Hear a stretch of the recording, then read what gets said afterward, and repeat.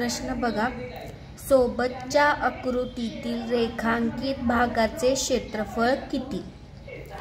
मग इथं दोन आयत दिलेत, एक आतला आणि एक बाहेरचा. एकाची 15 सेंटीमीटर आणि 10 सेंटीमीटर लांबी आणि रुंदी आणि आतल्या आयताची 11 सेंटीमीटर आणि 6 सेंटीमीटर लांबी आणि रुंदी. मग दोघांचं पहिल्यांदा क्षेत्रफळ काढून घ्यायचं. म्हणजेच बाहेरील आयताचे क्षेत्रफळ बरोबर लांबी गुणिले रुंदी. लांबी दिली आहे 15 आणि रुंदी दिली आहे 10. 15 आणि 10 150. आता आतील भागाचे क्षेत्रफळ काय आहे? 11. लांबी गुणिले रुंदी. लांबी दिली आहे 11 आणि रुंदी दिली आहे 6. सेंटीमीटर लिहायला विसरू नका, एकक कंपल्सरी लिहावं. 11 गुणिले 6 66 सेंटीमीटर.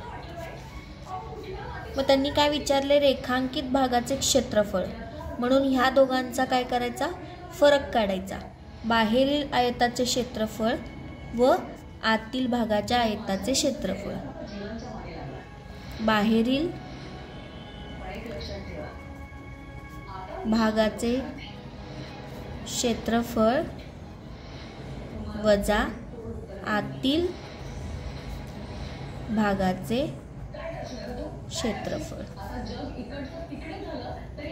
150 वजा 66 किती आलं?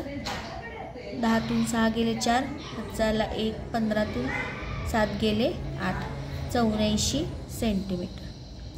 म्हणजे आपल्या आतील हे रेखांकित गेलेल्या भागाचे क्षेत्रफळ, रेखांकित केलेल्या भागाचे क्षेत्रफळ 84 सेंटीमीटर आहे.